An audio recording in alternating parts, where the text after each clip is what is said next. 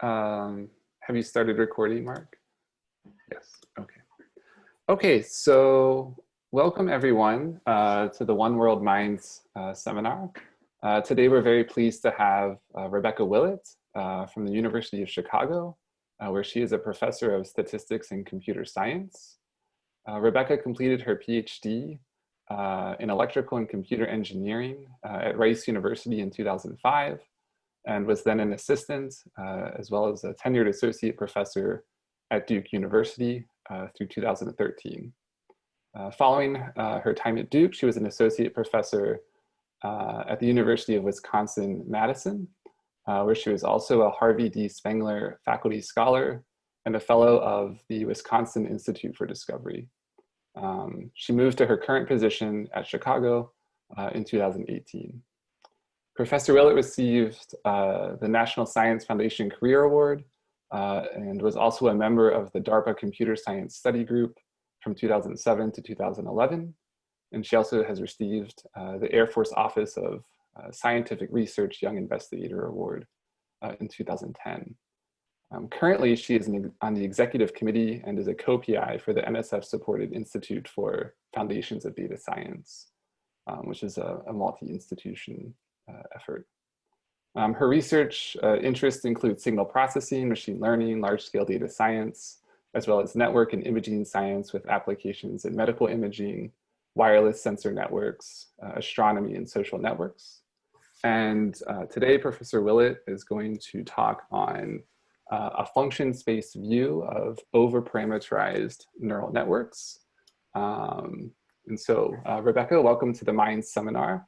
It's our pleasure to have you here, and we're looking forward to your talk. And the floor is now yours. Great, thank you so much for that kind introduction and for inviting me to join you all today. I've been attending a lot of the MINDS seminars, and it's really been fantastic to hear so many different speakers that would have been much harder to hear otherwise. So I'm really excited to be a part of it. So today I wanted to tell you about some recent work that I did with my former postdoc, Greg Anji, who was at the University of Chicago, but is just starting right now at Marquette University, Daniel Sudroy at the Technion, and Nadi Cerebro at the Toyota Technological Institute, Chicago. And we've been trying to think about how we can understand why and when overparameterized neural networks have good performance in practice. And so the general setup you might consider is the following. You could model a simple feed-forward neural network by saying that it's going to input some d-dimensional input variable x, and we would calculate the output, which we'll write as h theta of x, by taking that input x and multiplying it by an initial weight matrix W1, and then applying some nonlinear activation function sigma, then taking the outputs of that and multiplying it by another matrix W2, apply our activation function sigma again, all the way to the end where we take all of the outputs at the second to last layer and take an inner product of that with a final weight. And so in everything we'll do today, theta is going to just correspond to all of the different weights in this network. And when we talk about training a neural network, what we might do is have a bunch of different data samples, and we could measure how well a neural network fits our data through some loss function. And so what our goal is to choose a set of these weights or this parameter vector theta in order to minimize some notion of loss. So when people build these things in practice, of course, they can be much more complex than what I just described, with tons of different weights and parameters associated with them. So some recent examples, or some not so recent, but still huge. The GoogleNet had 5 million parameters, AlexNet 60 million, VGGNet 138 million, and often the number of parameters in these networks can be quite a bit bigger than the amount of data that we have available to train them. And so a key question facing the community is, are these systems where we have huge numbers of parameters relative to the amount of weights able to generalize? Are they going to be able to do well or have good predictions on data that wasn't seen during training? conventional wisdom might say no, that this is hopeless. And the idea behind the conventional wisdom is the following. So imagine we had some data, like in this plot here, where we're plotting happiness versus wealth, and we've got a bunch of different data points. So we could imagine fitting a very simple linear model that has a small number of parameters. And in that case, we might have some bias because the world isn't linear, but we are relatively insensitive to minor perturbations in the data. Or we might choose a slightly more complex model, like a polynomial, that gives us a better fit to the data, but still has some kind of smoothness or a relatively small number of parameters. Or finally, we might have a very complicated model with way more parameters than we have data points that is very sensitive to small changes in the data points. And so the conventional wisdom tells us that as we move from left to right here and increase the number of parameters that we use to describe whatever model we're fitting to the data, that we might be able to do a great job fitting our data, like we see in this picture here. But if we start trying to make predictions for a new sample that's outside of our training data, we run the risk of performing poorly. But it's not clear that this is the right way to think about deep neural networks. So there's been a number of different empirical studies that have shown that even though this picture I just showed you corresponds to the conventional wisdom, when we actually look at what's happening when we train different overparameterized neural networks on certain benchmark data sets, the training error is going down as we would expect, but the test error is also decreasing. Maybe not getting as far down as the training error, but it's still not exploding. And so the question really is, well, how do we understand then why this is happening and how these different networks are achieving low test error, even when we've got huge numbers of parameters associated with them? And this is not a new question. People have been wondering related things for quite a while. In fact, even as far back as 1997, Peter Bartlett was thinking about generalization in neural networks and made the claim that the size of the weights is more important than the size of the networks. So when we look at plots like this here, this horizontal axis is the total number of parameters or degrees of freedom in the network. And if we're trying to understand when a network will generalize well, or when it's going to have good test error, perhaps looking at the number of parameters or the number of weights is just not going to be very predictive of whether we're going to do well on some new data in a test data set. And that rather what we should be looking at is how big the different weights are. And so this is something that I want to explore together with you guys today. So in general, we think about low complexity models as generalizing well, but hopefully I've made it a compelling case that just measuring the total number of weights in these networks is probably not a good measure of complexity. It doesn't seem to predict anything about how well different models are going to generalize, at least in these overparameterized regimes. And so the question becomes, well, how should we measure the complexity of neural networks? And as Peter claimed, if the measure of complexity has to do with how big the weights are, then how do we think about this in terms of function spaces? Or in other words, what functions can we easily represent by neural networks that have varying levels of complexity? Okay, so let's explore this a little bit more. So this was that first picture that I showed you. But we're going to do something slightly different than what I said before. So in particular, when we're training this network, or any network, we're going to imagine searching over the space of possible weights and minimizing not just some loss that measures how good of a fit we have to some data perhaps, but also a regularization term, which will have some scaling parameter lambda times c of theta, where this c of theta is measuring the sums of the squares of all of the weights in the network. So this squared two-norm regularization, or squared Frobenius norm regularization, is often referred to as weight decay. It's widely used in practice. And there's also a growing body of literature that suggests that even when we don't explicitly throw in weight decay, just the fact that we're training these networks by using tools such as stochastic gradient descent, that's implicitly inducing a form of regularization that appears to be related to weight decay. So weight decay seems to be playing a role, whether or not we explicitly throw it in. And so we're going to try to understand what happens when we have networks where we try to minimize a loss plus this weight decay regularizer. And to try to get at why this is an interesting framework to think about, I've got a little toy illustration here. So in this toy illustration, our inputs are just two-dimensional. So we've got two different input nodes in green here. And then we've got one hidden layer in purple and then an output in red. And the number of nodes in the hidden layer is 200. And we're going to just try to fit 10 different data points with this network with 200 hidden layers. So this is very overparameterized.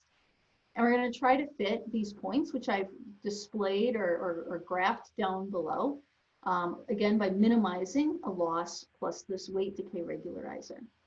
So we have some initialization, and then we just start iterating, doing stochastic gradient descent. And as we go through these different iterations, we start seeing different functions, h theta of x, that are represented by the neural network. And finally, we converge to something that looks like this blue-green function here. And the key point that I want to make here is that in this network, we have 200 hidden ReLU units. So it's very overparameterized. And if we just wanted to measure the complexity here in terms of the number of nodes, we would say maybe it has complexity that scales like 200. But the estimate that we actually converge upon can be very well approximated with just 5 ReLU units with non-zero weights. So even though we've got large number of parameters, only a small number of those parameters are actually playing any role because of this weight decay regularization. And so what we want to do is we want to understand, well, what is this cyan function? What is this function that's actually fitting the data when we perform weight decay? Another way that we can phrase this is the following. So I said before that theta corresponds to all the weights in our network, and h of theta is going to be the output of this network. And we're going to choose our parameters using this, minimizing loss plus weight decay. Now what we're going to do is we're going to think about all of these ideas through the lens of function spaces. So in particular, we can say that when we train a network, what we're doing is we're searching over the space of all different networks, of all different functions F, and choosing one where the loss of that function is small and where it has a small value of some regularization function R. And we can define that regularization function R by saying we're going to minimize overall network parameters theta, the value of this weight decay penalty, and we're only going to consider thetas where the output of the neural network matches our function F. So these are totally equivalent. Like I haven't really done anything interesting here. It's just sort of like a change of variable or change of parameterization. Only instead of thinking about, a discrete set of weights in theta, I'm casting this in the context of trying to find functions that I can represent using neural networks. So when we search over functions to try to fit some data or minimize some loss, when we use weight decay, we're implicitly regularizing functions using this regularizer R of F. So we're preferring functions with small R of F and not preferring functions with big R of F. And the question then becomes, well, what is R of F? Like I've got a definition here, but it's certainly not intuitive. It's not obvious which functions have a small or a big value of it. So I feel like this might be a good time just to pause quickly and see if there are any questions that have come up, because I think I've introduced some notation and some concepts a little quickly here.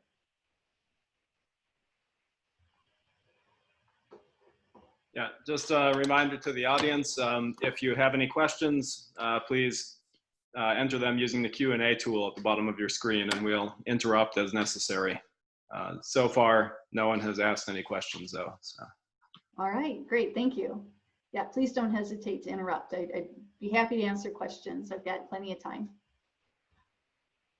So another way of thinking about everything that I've just said is as a form of assessing what I'm going to call representation cost. So what we wrote on the previous slide was that one way we can think about training a neural network is searching over all the functions that we could represent with that network, choosing one that has a small value of loss plus regularizer, where the regularizer corresponds to this weight decay over weights. So we can call this function R of f, this regularizer, as the representation cost, or a measure of how expensive it is to represent a function with a neural network where the weights have bounded norm. And so what we're going to see as we go through today is we're going to be able to explicitly characterize what this R of f is, so that we can look at different functions and be able to evaluate whether they have low representation cost or high representation cost, or whether they're the kinds of functions that we're more likely to use to fit to data or less likely to use to fit to data, all things being equal. So there's a connection between the kinds of questions I'm asking here and questions that have been historically asked in the study of neural networks. So one of the early questions was, well, what functions can we approximate with neural networks as long as we have a sufficient number of nodes? And the answer is any continuous function. So that's been well understood for quite a while now. Somewhat more recently, people asked, well, how many units are required in order to epsilon approximate a function? And there was a body of research in the late 80s and early 90s trying to characterize that. And again, a lot of nice and beautiful mathematics. But those questions really don't pay any attention at all to how big the weights are in these networks.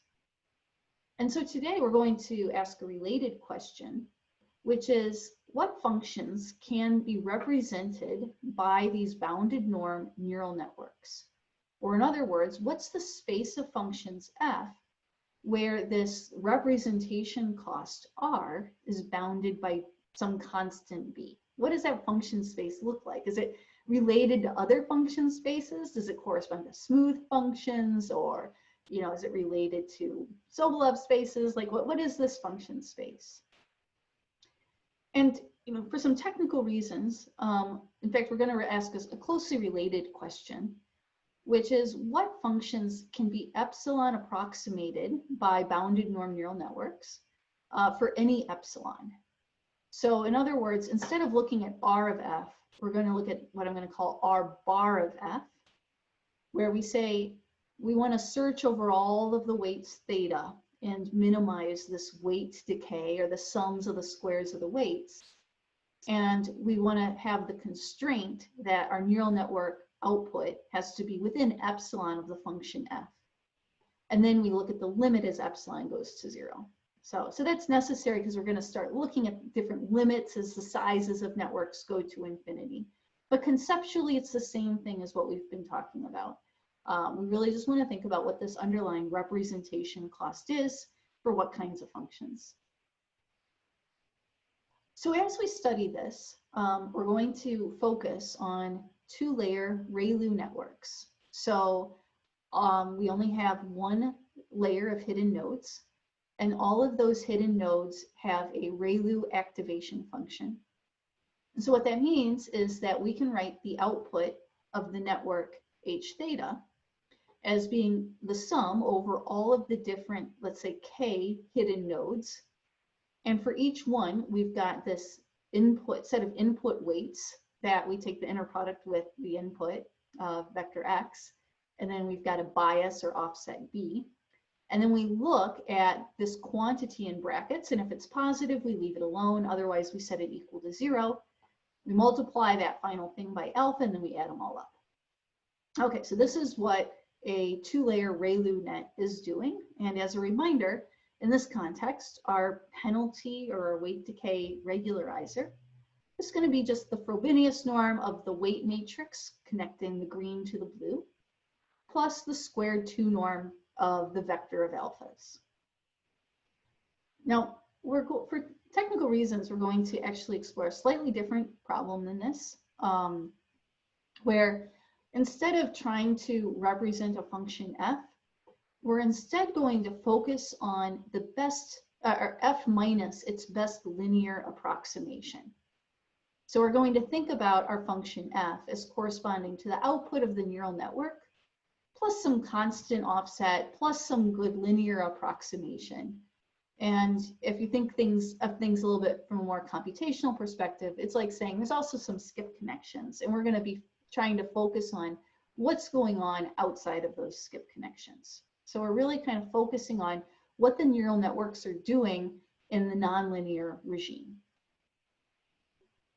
Okay, so a key claim that appeared in a paper in 2015 that we're going to use here is that we can actually simplify this expression for R of f, this regularizer in function space. So in particular, the way we defined it is we said we would search over all thetas for the set that has the smallest sum of squared weights, subject to the constraint that basically the output of our neural network matches our function x, or f. And this result from 2015 says we can actually take this definition and rewrite it by saying we try to minimize the L1 norm of this alpha vector, this last set of weights and then connecting the last 2 layers, subject to the additional constraint that each of the WI vectors has norm 1. Hey, Rebecca. Yeah. I have a question. So big W, does that include the biases, BI? It does not. So we are not penalizing the biases here, just the weights.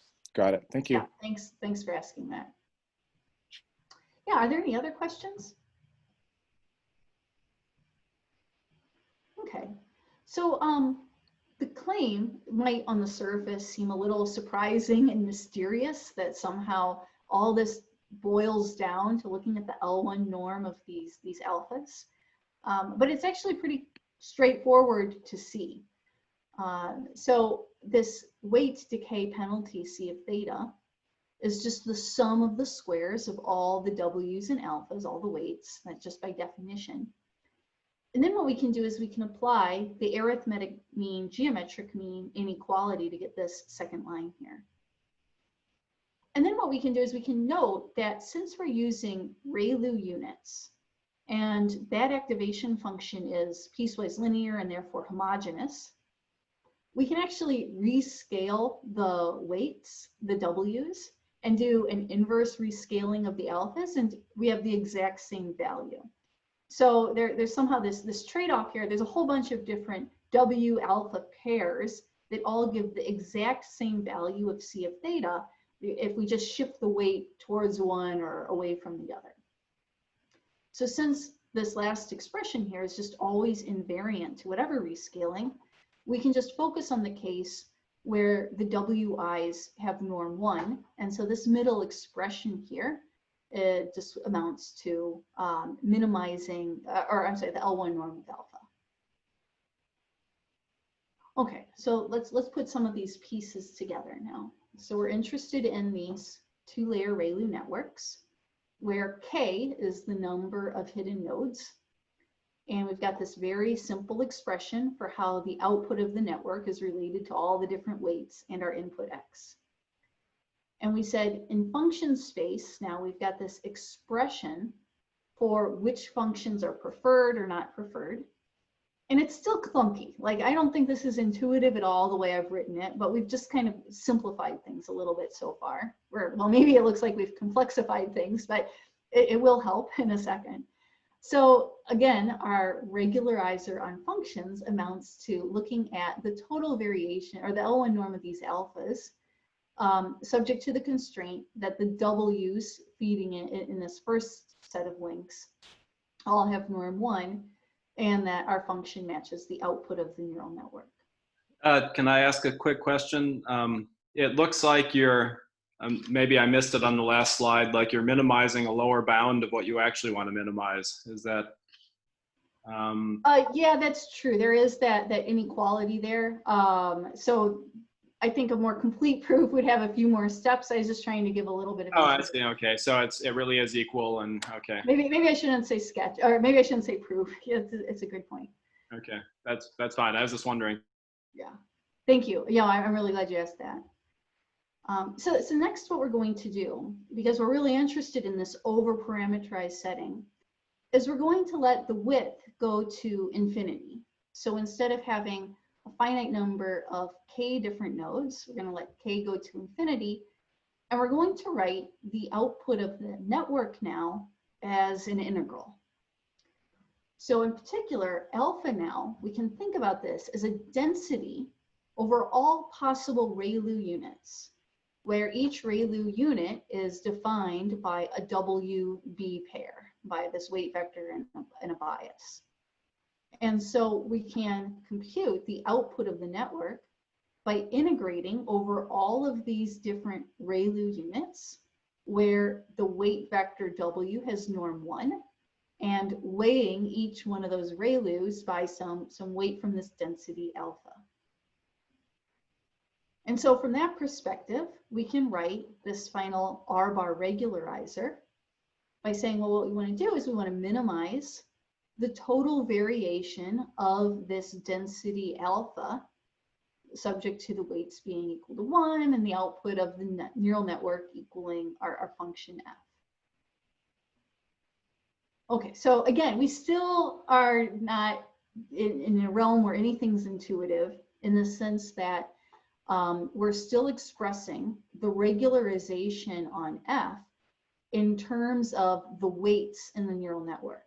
And we want to do something that's a little bit more kind of explicit or self-contained, where we can just say, you know, what properties of f make R bar of f bigger or smaller. So before we start talking about what happens in the multivariate case, where we've got multiple green input nodes here, I just want to mention quickly a prior result that happened in the 1D case, where there was only a single green input node. So in the univariate setting, this regularizer, R bar of f, amounts to taking the second derivative of f and computing its total variation. So in other words, learning with weight decay, if we perform weight decay on, or if we do this 2-norm regularization on the weights when we train a neural network, it's equivalent to trying to find functions that fit our data somehow and have a controlled second derivative. Okay, so this is sort of what we want to do in the multivariate case, right? There's no alphas or thetas or weights in here. We just have said when the number of ReLU units goes to infinity, then what this neural network training is doing is effectively trying to control the second derivative of whatever function we fit to the data. So Rebecca, yeah. Sorry to interrupt. We have Nope. a few questions, actually. Maybe we can discuss some of them. One of them is about the cost function. The question is, are all the costs now at least k? And I think this is referring to C of theta. If I'm understanding correctly, then no, because the values inside this matrix W or in this alpha, many of them could be 0. So even though the number of different parameters is scaling with k, this cost function may not be scaling with k. But the norms, oh, sorry. I was just going to goes back to this earlier point where when we try to think about generalization, it's not, it seems like just looking at the number of different parameters or thinking in this case about k is not really predictive. And instead trying to understand these regularizers hopefully is going to be more predictive. I suppose the question maybe was alluding to the fact that the norm of the weights now, the wi's is 1 in the equivalent formulation. So in this expression that we have here, the norm of each W is 1, but the corresponding alpha that is weighting it could be 0 or very close to 0. Yeah. Yep. Okay. So, yep. Great. Okay. There's another question here about, maybe I'll go slightly out of order. There's another question here about the number of units. Are you letting them be uncountably infinite? Or I suppose countably infinite? Right. So once we're getting to the point where we're actually doing an integral over the continuum, then that means that I think they can take any value on among the reals. And so in that sense, I would say it's uncountably infinite. Okay, thank you. And just one more. There's a question about how these results might work in the convolutional setting, where there's some additional structure than on the weights. Yeah, that's a great question. I'm not sure. It gets trickier.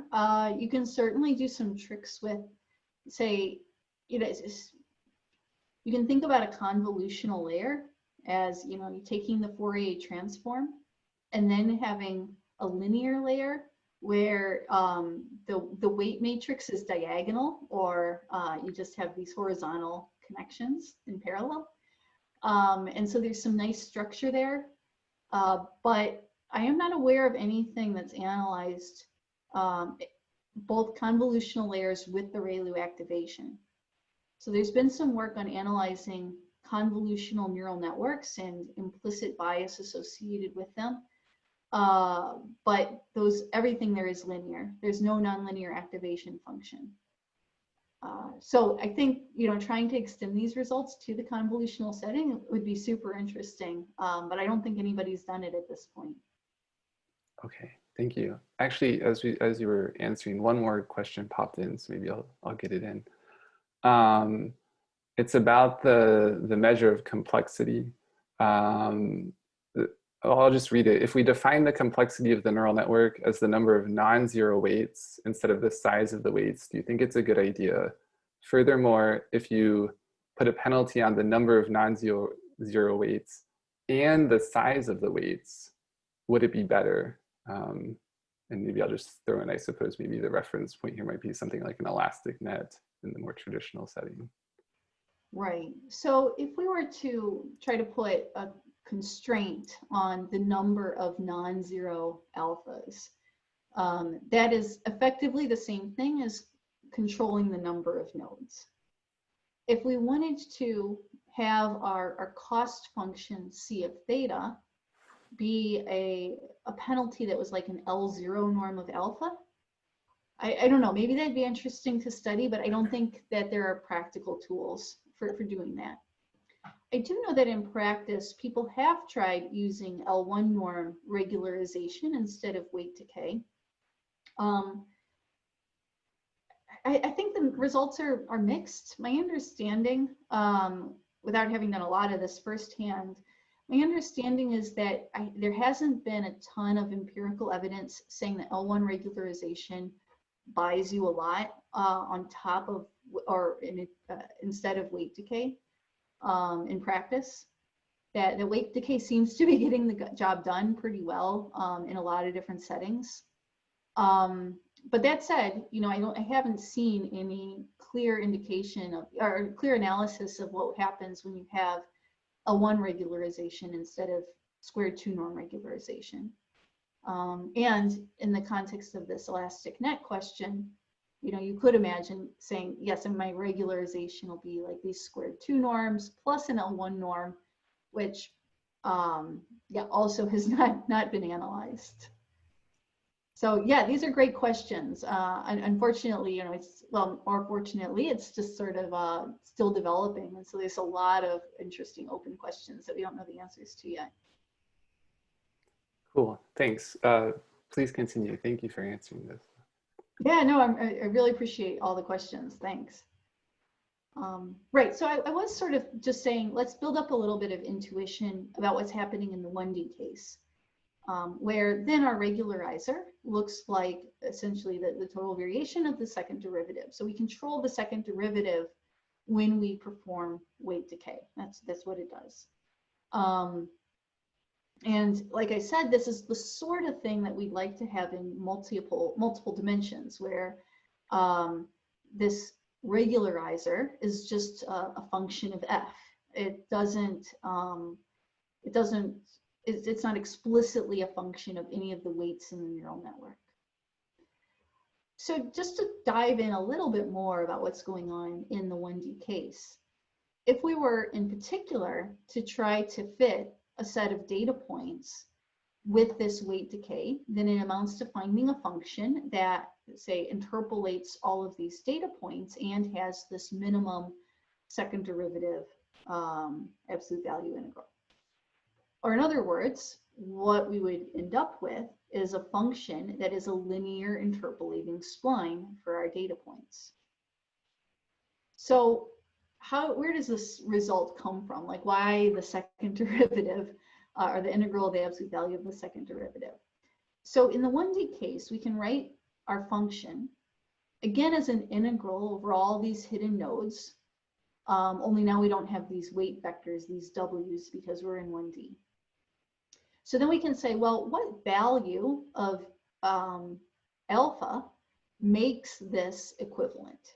And a simple calculation shows that if alpha of b is just the second derivative of f, then this equation in black holds with equality. And that's where we get then this value of the regularizer, because we said our regularizer should be the one norm of this alpha density, and that's what we're getting here.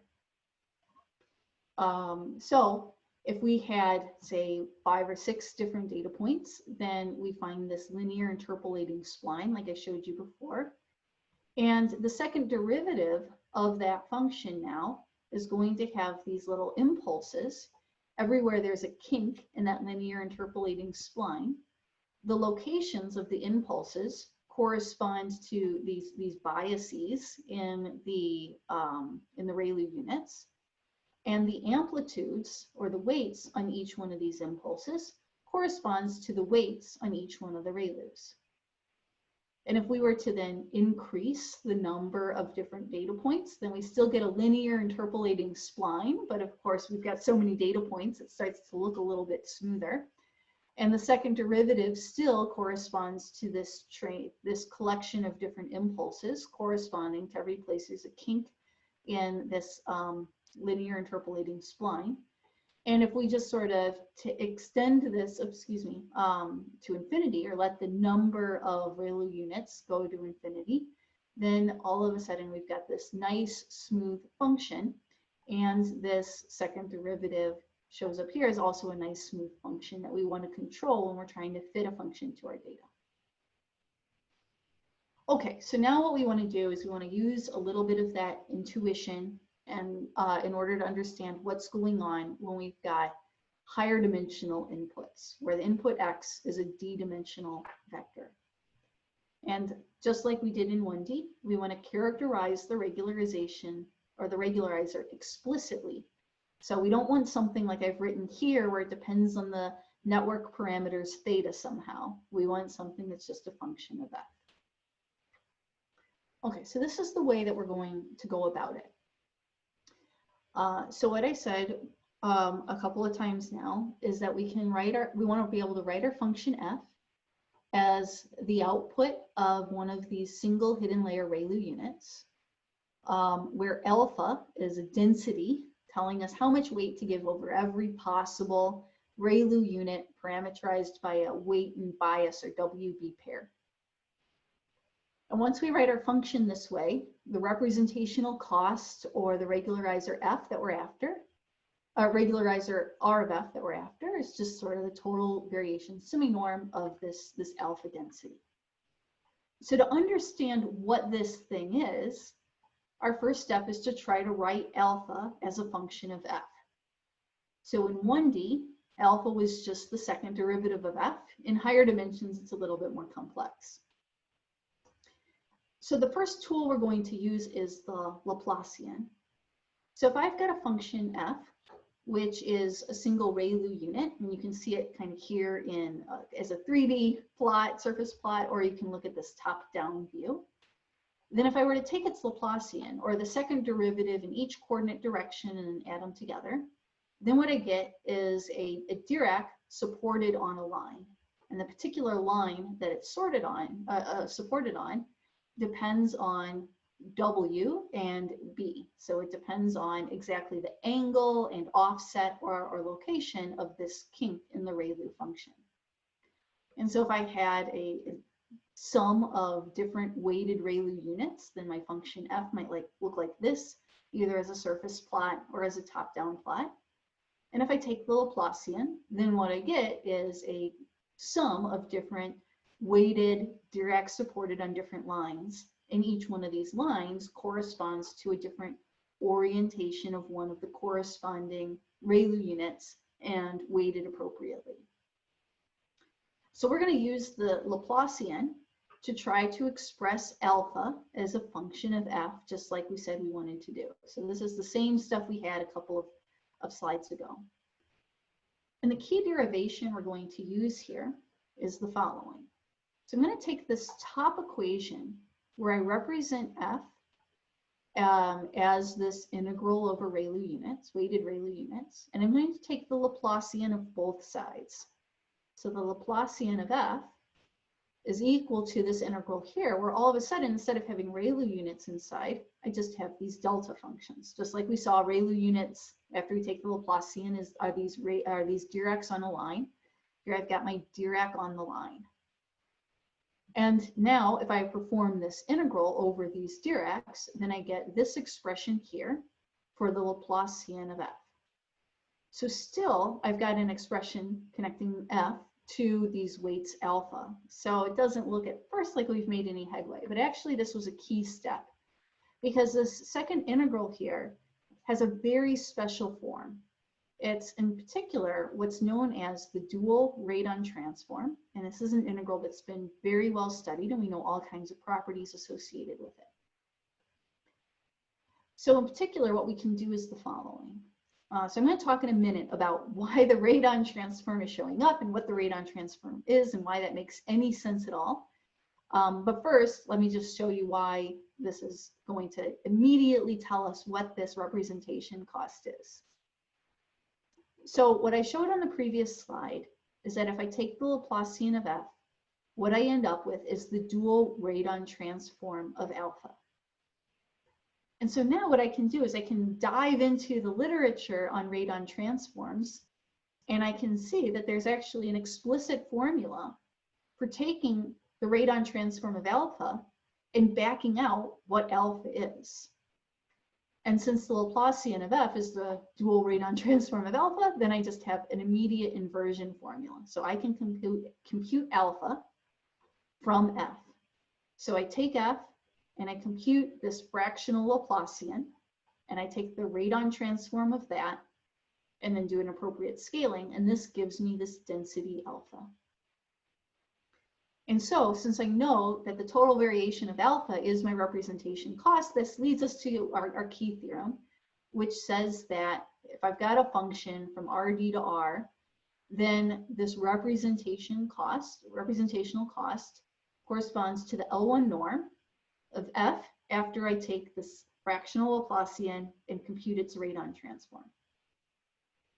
Okay, so we've accomplished our goal. We've actually written down, this representation cost. We know what kinds of functions are preferred when we do weight decay. They're functions that have a small value of this norm here. And now the question is, what sense does this make? Why does this seem like a sensible thing to do, or why is this regularizer showing up?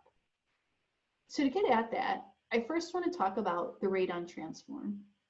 And here we're going to focus in 2D because it's easier to make pictures. This is something that many of you have probably encountered because it is the mathematics that underlies a CAT scan or a CT scan.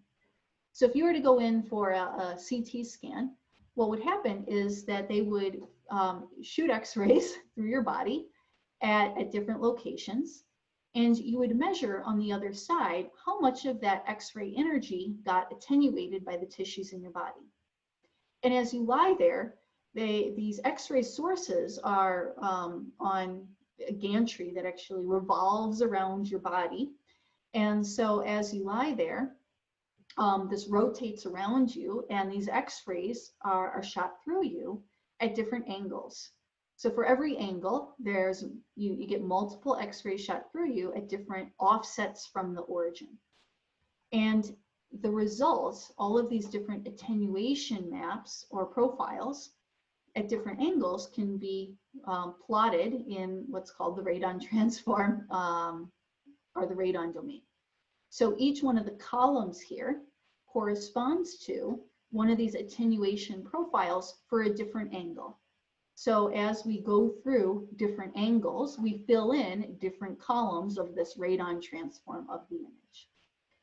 And each one of these different angles we can think about as corresponding to a different W, just like the W that's showing up in our ReLU units.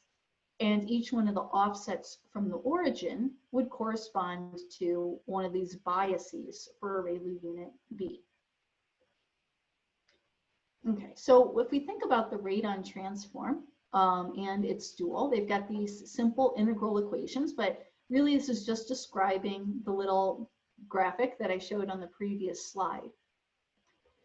And a key mathematical fact is that this is almost unitary. So if I were to take a function g and compute its radon transform, and then compute the dual radon transform of that, I don't get g back exactly, but I get some fractional Laplacian of g back. And so with some proper reweighting, I can actually recover g. So graphically, I've got some function g here. Here's its radon transform. Here's the dual radon transform of the radon transform of g, and we can see that it looks a little bit like g. There's some structure popping up, but it's also a little hazy and blurry. But with proper rescaling that's based on this key relationship up here, we actually recover g exactly. Okay, so what I want to show you now then is a key fact. Actually, we'll do here. So when we do the radon transform, there's a couple of key things that I want to point out. So in the picture that I showed you earlier in this radon transform, what happened? Sorry. This radon transform picture, you see all these things that look like sinusoids. So there's a reason that happens. So if I had a function g here and I wanted to take its radon transform, any kind of delta function in the spatial domain gets mapped to a sinusoid in the radon transform domain. And if I have a line in the spatial domain, that gets mapped to a big giant delta function in the radon domain. And that's very significant and helps us understand why this radon transform is showing up in our analysis of neural networks. So we started with a function f that we could write as this integral over a continuum of ReLU units. We took the Laplacian of both sides and got the dual radon transform. So here's my function f. In this case, it's a sum of a finite number of ReLU network units. I take its Laplacian and I get these Dirac's supported on different lines. So now, if I were to take the radon transform of this Laplacian, then essentially I'm going to get these big spikes corresponding to each one of these lines. And each one of these lines, the location of that line depends on the weight W and the bias B that defines that ReLU unit. So I'm going to get these big spikes in this radon transform where each one is corresponding to a different ReLU unit. So it's telling me where the ReLU unit is, and the amplitude of that spike is telling me how much weight that ReLU unit is getting. Now, this is just sort of to give you a little bit of intuition, because we're doing more than just taking the radon transform of the Laplacian of f, because we really are using sort of this correct inversion formula.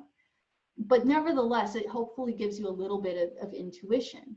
So we have this notion that taking the Radon transform of the Laplacian of f is going to somehow give us a sense of how many big different ReLU units are being used to approximate f.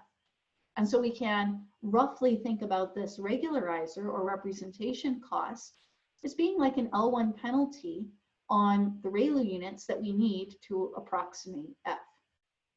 And so even though we're doing two-norm regularization on the weights in the neural network, it's behaving like an L1 regularizer in this function space. But in this function space after doing this Laplacian and Radon transform. So here's just a quick example where I've got a function f, and then I take its fractional Laplacian, so that's what this looks like. And then I compute the corresponding alpha, which corresponds to this fractional Laplacian, and then the Radon transform. And I can even see these little sinusoid things that we talked about before. So again, alpha here corresponds to sort of like a density over the space of all possible ReLU units that I might use to try to compose together sum together in order to approximate f. So one of the things that I could even do is I could sample from this density alpha and take those samples and use it to come up with an approximate f. And so if I were to sample using 2,000 samples or 2,000 ReLU units, I get one approximation. And if I have 50,000 samples, I get a better approximation, 200 samples, an even better approximation. Okay, so now you might ask, well, okay, we know what this regularizer is in function space. What does that tell us? What are some implications of that being our function space regularizer? So one thing is that it allows us to make a comparison to learning with kernels. So we said that we start off in parameter space by regularizing by summing the squares of all the weights.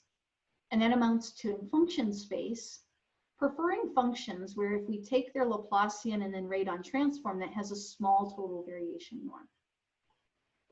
So the key point is that you can look at this norm and study it, and it turns out that it is not a reproducing kernel Hilbert space norm. And so what this tells us is that when we perform learning using these bounded norm two-layer ReLU networks, it is not the same as kernel learning. It's not like somehow it's equivalent to kernel learning, but there's just, we've got better computational machinery. That is not the case. This is actually doing something different. It's a different kind of regularizer. There's no kernel that could do this kind of regularization. Another implication of this work on representation costs is a depth separation result. And what I mean by that is the following. So we could consider this function here, f of x, which is just a pyramid function. So I've plotted it in the 2D case, but this holds in higher dimensions as well. If we compute the representation cost for this function, it's actually infinite with a two-layer ReLU network, which we've been studying here. But if we were to instead allow ourselves to have two hidden layers, or if we were to have a three-layer ReLU network, then we can actually represent this function exactly with a finite width network.